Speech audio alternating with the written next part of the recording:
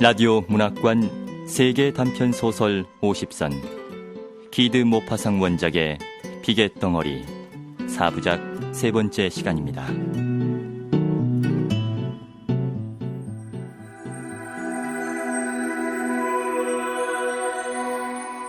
지난 이야기, 불두시프가 여행 중에 먹으려고 했던 음식을 권하자 그녀를 경멸하던 사람들이 모두 달려들어 깨끗이 먹어치운다. 토트에 도착한 일행은 프로이센 장교의 검문을 받고 장교는 불두시프를 따로 부른다. 10분 후 그녀는 환한 얼굴로 돌아오지만 그들은 다시 즐겁게 저녁 식사를 한다.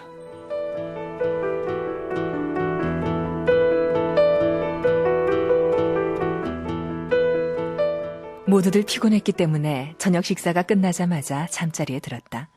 그러나 루아조는 여러 가지 관찰해온 터라 아내를 잠자리에 들게 하고는 열쇠구멍에 눈을 갖다 댔다 귀를 댔다 하면서 이른바 복도의 비밀을 엿보려고 하는 중이었다. 흰 레이스로 가장자리를 두른 파란색 잠옷을 입어서 더욱 뚱뚱해 보이는 불두시프가 촛대를 들고 복도 끝쪽으로 걸어가고 있었다. 그러자 옆방문이 반쯤 열리고 몇 분 후 그녀가 다시 돌아올 때에는 코르뉴대가 그 뒤를 따랐다. 두 사람은 작은 소리로 이야기를 나누어서 루아조는 불행하게도 말은 듣지 못했으나 마지막에 언성을 높였기 때문에 몇 마디 주워들을 수 있었다. 이것 봐, 당신 바보야? 당신한테는 대수롭지 않은 일이잖아, 안 그래? 절대 안 돼요. 전 아무 데서나 그런 일을 하지 않아요. 모르시겠어요? 그런 일을 해서는 안 되는 때가 있는 거예요. 게다가 여기서 그런 일을 한다는 건 수치스러운 일이라고요. 왜? 대체 이유가 뭐요? 왜라뇨? 정말 이유를 모르세요? 프로이센 군이 같은 지붕 밑에 있어요. 어쩌면 바로 옆방에 있을지도 모른다고요. 저기 가까이 있는 데서는 절대로 애무를 받지 않겠다는 애국심 강한 창녀의 태도가 꺼져가는 그의 위험을 일깨웠는지 그는 포옹만 하고서는 조용히 자기 방으로 돌아갔다.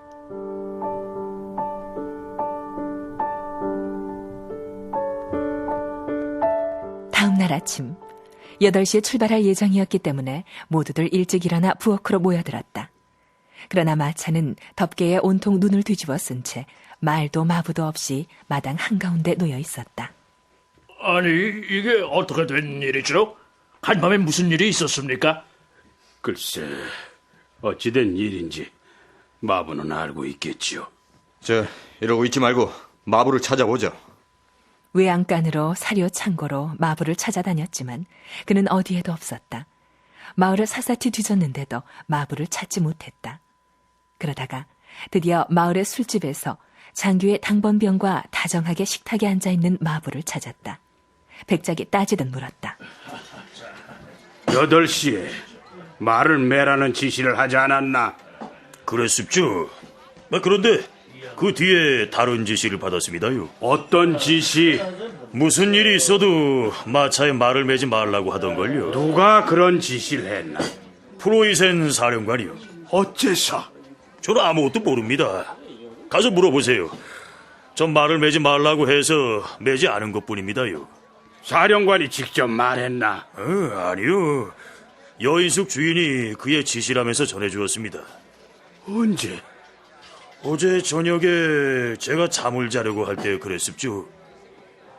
그들은 불안한 마음으로 여인숙으로 돌아왔다. 여인숙 주인을 만나려고 했지만 하녀가 막았다. 안 됩니다. 천식 때문에 10시 이전엔 절대로 일어나지 않아요. 불이 나지 않았다면 절대로 깨울 수 없어요. 그럼 어떻게 하죠? 어떻게 하긴, 우리가 직접 그 사령관이라는 자를 만납시다. 그 사람도 이 여인숙에 묻고 있으니 말이요. 하지만 그가 우릴 만나려고 하지도 않을 거요. 그래서 할 수 없이 여자들은 자기들 방으로 다시 올라가서는 재미없는 일들로 시간을 보냈다.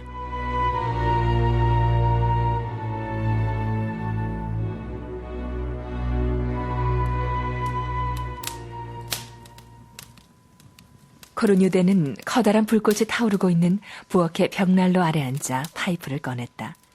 민주주의자들 사이에선 그에게 경의를 표하는 것만큼이나 그 파이프에도 경의를 표했는데 그건 마치 파이프가 코르뉴대에게 사용됨으로써 조국에 봉사하기라도 한 것처럼 보였다. 아유, 답답하다. 저린 다리를 좀 풀 겸 산책이나 해볼까? 저 사람 산책이라는 건 핑계일 테고 마을 주류 소매상인들에게 포도주를 팔러 가는 겁니다. 그렇겠지요.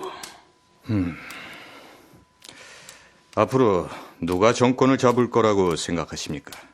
글쎄요. 정치판이라는 게 워낙 요지경숙 같으니까 어떻게 돌아갈지 예측한다는 게 쉽지 않지요. 백작과 공장 주인은 프랑스의 미래를 예측하고 있었다. 한 사람은 오를레앙 당의 존재를 믿었고, 다른 사람은 미지의 구원자, 모든 게 절망에 빠졌을 때 나타나는 영웅을 믿었다. 혹시 뒤 게클랭이나 잔다르크 같은 사람은 아닐까? 황태자가 그토록 어리지만 않았더라면. 코르뉴대는 그런 말을 들으면서 답을 알고 있는 사람처럼 미소를 지었다. 시계가 10시를 가리키자 폴랑비 씨가 나타났다. 곧 그에게 질문을 퍼부었다. 그러나 그는 2번, 3번 똑같은 말만 되풀이했다. 장교가 내게 이렇게 말했습니다. 내일 이 여행자들 마차에 말을 매지 못하게 하시오. 그들은 내 명령 없이는 떠나지 못하오라고요. 그것뿐이요. 이제 방법은 하나뿐입니다. 장교를 직접 만나봐야겠어요. 프로이센 장교는 점심을 먹고 한시경의 면담을 허락했다.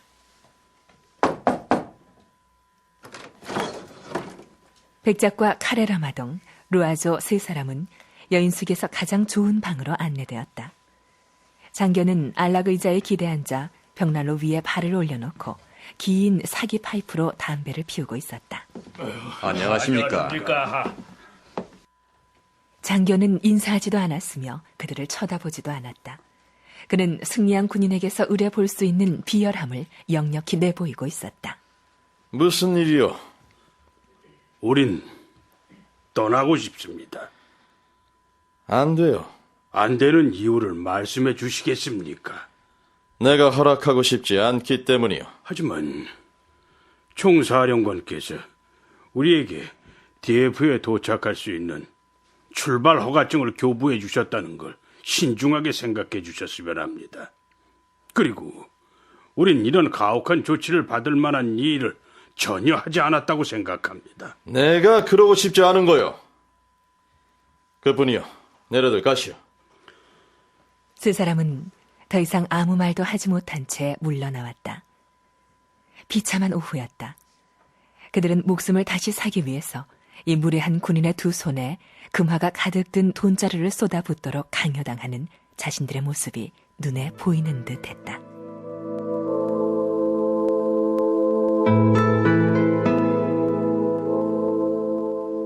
밤이 되자 두려움은 한층 더해졌다. 그들이 식사를 하기 위해 식탁에 앉으려고 할 때 폴랑비 씨가 다시 나타났다. 그가 쉰 목소리로 말했다.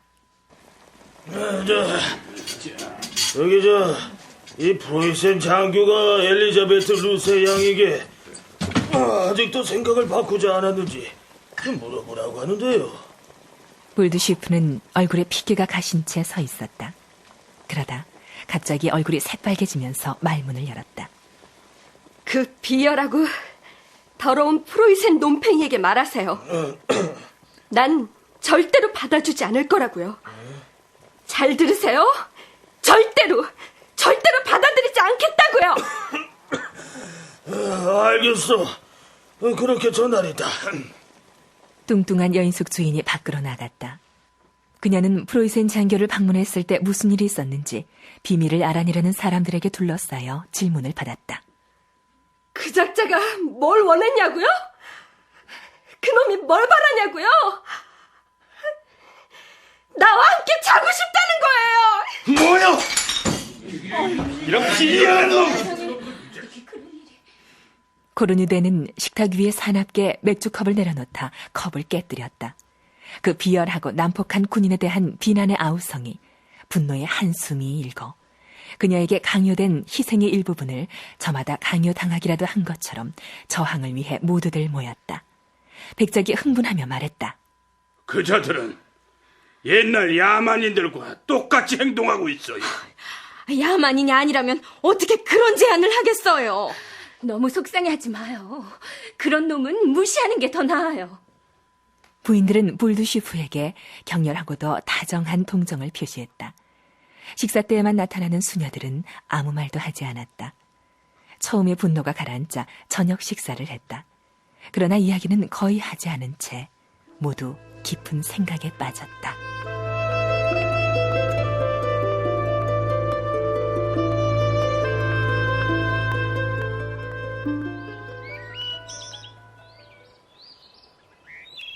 다음 날 아침, 그들은 막연한 희망과 출발에 대한 강렬한 욕망과 또 하루를 이 끔찍한 여인숙에서 보내야 한다는 두려움을 안고 일찌감치 자리에서 일어났다. 말들은 여전히 마국간에 있었고 마부는 보이지 않았다. 아침 식사 시간은 침울했다. 볼드슈프에 대해서는 어떤 냉담함 같은 게 생겨나고 있었다. 잠에서 깨어났을 때 자기 일행에게 어떤 놀랍고도 좋은 일을 마련해 주기 위해 그 프로이센 장교를 남몰래 찾아가지 않은 이 창녀에 대해서 원망을 하고 있었다. 답답하고 지루한데 마을 근처로 산책을 나가는 게 어떻겠소? 코르뉴대와 수녀들을 제외하고 몇 안 되는 일행이 산책을 나갔다. 날로 더해가는 추위는 혹독했다. 네 여자는 앞에서 걸어갔고 세 남자는 약간 뒤떨어져 있었다. 상황을 이해하고 있는 루아조가 갑자기 물었다. 백장님, 저 창녀가 우리를 언제까지 여기 남아있게 할 셈일까요? 한 여자에게 그토록 괴로운 희생을 강요할 수는 없지요. 그건 그녀 자신이 결정해야 할 일입니다. 백장님, 시간이 없습니다. 만일 프랑스군이 디에프를 거쳐 공격적인 복귀를 하고 있다면 이곳 도트에서 접전을 벌일 수밖에 없죠. 빨리 떠나야 합니다. 그렇다면 걸어서 도망가는 게 어떨까요?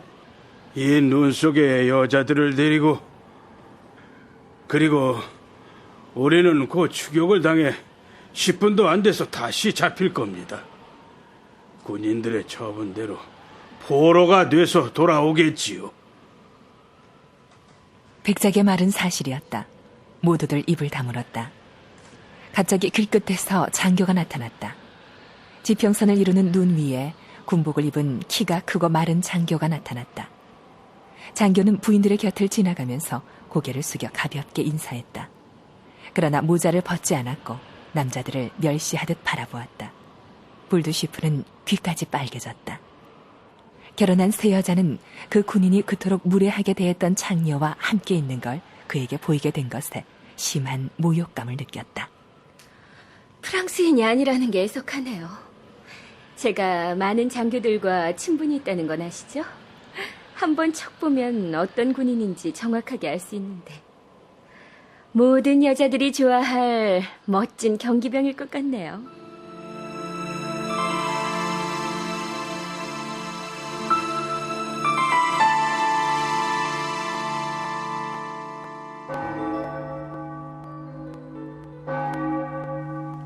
다음 날 볼드슈프가 세례식을 보기 위해 성당에 가려고 여인숙을 나섰다. 사람들은 기다렸다는 듯이 서로를 쳐다보며 의자를 바짝 끌어당겼다. 어떤 결정을 내릴 때라고 생각했기 때문이다. 루아조가 기발한 생각을 해냈다. 장교한테요, 볼드슈프만을 남겨놓고 다른 사람들은 떠나게 해달라고 제안을 해보는 건 어떨까요? 오, 그거 좋은 생각이네요. 폴랑비 씨가 심부름을 맡았으나 그는 곧 내려왔다. 인간의 본성을 잘 아는 그 프로이센인이 내쫓아버린 것이다. 자기 요구를 들어주기 전엔 아무도 절대 떠날 수 없답니다.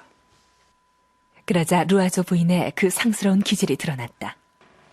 여기서 늙어 죽을 순 없어요. 그 창녀는 모든 남자들과 그 짓을 하는 게 직업이니까 이 사람 저 사람 가릴 권리가 없는 거예요. 루앙에선 만나는 사람이면 모두 마부까지도 받아들였대요. 정말 놀랄 일이죠. 정말요? 지금 우리가 곤경에서 벗어나느냐 마느냐 하는 기로에 서 있는데 그 풋내기가 얌전을 빼고 있게 그냥 둘 순 없죠. 그럼요. 난 그 장교가 예의를 갖추었다고 생각해요. 그는 여기 우리 세 사람이 더 마음에 들었을는지도 모르죠. 하지만 유부녀를 존중하기 때문에 창녀에 만족하는 거죠. 맞는 말이에요. 그는 지배자예요. 우릴 겁탈할 수도 있다고요. 두 여자가 흠칫 몸을 떨었다. 예쁜 카레라마동 부인의 눈에서 두려움의 빛이 스쳤다. 마치 자기가 장교에게 강제로 겁탈을 당한 것 같은 생각이 들어 얼굴이 약간 창백해졌다. 성난 루아조가 말했다. 그 하찮은 여자의 손발을 콱 묶어서 그냥 넘겨줍시다. 그 여자 스스로 결정하도록 해야지요. 3대에 걸쳐 대사를 지낸 가문 출신인데다 외교관 기질을 타고난 수완이 좋은 백작이 말했다. 그래서 사람들은 음모를 꾸미기 시작했다.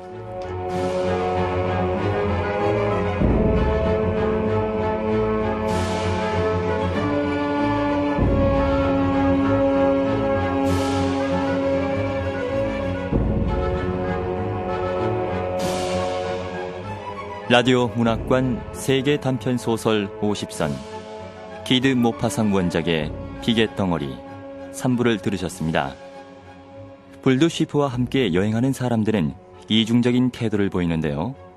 이런 인물들을 통해 작가가 이야기하고자 하는 것은 무엇인지 건국대 불문학과 김동윤 교수님의 도움 말씀을 들어보겠습니다. 모파상은 플로베르로부터 사실주의 소설 기법을 배워서 19세기 후반 프랑스 사회의 위선과 오만에 가득 찬 상류 계급을 비판하고 있습니다. 특히 부르주아 귀족, 사제들의 행동을 예리하게 관찰하고 있죠. 자연주의 문학에서 중요한 것은 과학적인 방법으로 현실을 재단한다는 점입니다. 크게 두 가지 사건을 통해서 중상류층의 위선을 양파 껍질을 벗기듯이 벗겨내고 있는데요. 우선 토트로 마차 안에서 불드 쉬프는 자신이 정성스레 준비해온 음식을 기꺼이 이들에게 제공합니다. 이들은 처음엔 불드쉬프를 경멸했다가 이내 음식을 향해 달려듭니다. 아귀처럼 말이죠. 음식을 통해 작가는 인간의 물질적 탐욕을 고발하고 가증스러운 위선의 가면을 벗겨버립니다. 두 번째 사건은 호텔에 억류된 그들이 한패가 되어 불드쉬프에게 몸을 바칠 것을 설득하는 교활한 모습입니다. 가장 품위 있어 보이는 귀족 위베르드 브레빌이 감언이설 등 가장 가증스러운 방법으로 그녀를 설득하고 봉사정신이 투철해 보이는 수녀가 결정적인 논거를 제공합니다. 아이러니컬한 거죠. 예쁘장한 라마동 부인을 보세요. 그녀는 오히려 프러시아 장교가 자신에게 다가오지 않았음을 원망하는 눈치입니다. 루아조 역시 돈과 신멸을 위해서 무슨 짓도 할 수 있는 사람입니다.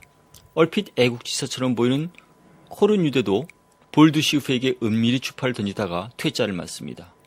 모파상은 전쟁의 상황 속에서 이들의 위선과 추악한 행동을 하나도 놓치지 않고 당시 귀족 부르주아 사회를 고발하면서 그녀에게 따뜻한 시선을 보내고 있는 거죠.